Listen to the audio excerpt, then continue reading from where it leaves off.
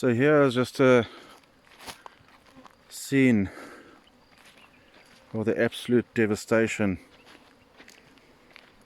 done by some vandals.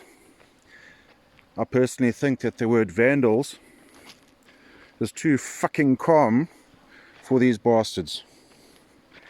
And I really hope to hell that they got stung to fucking death. Because I'm so sick and tired of this bloody industry where not even the police are interested in doing anything. Here are swarms upon swarms, totally destroyed. How the hell do you warrant the destruction?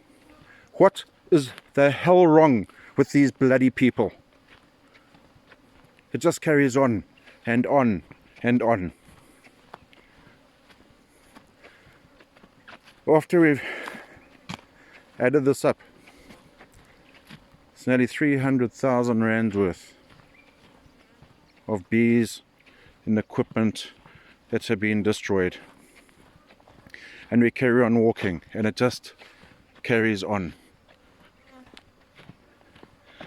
I've just got to say it, what the fuck is wrong with this fucking country?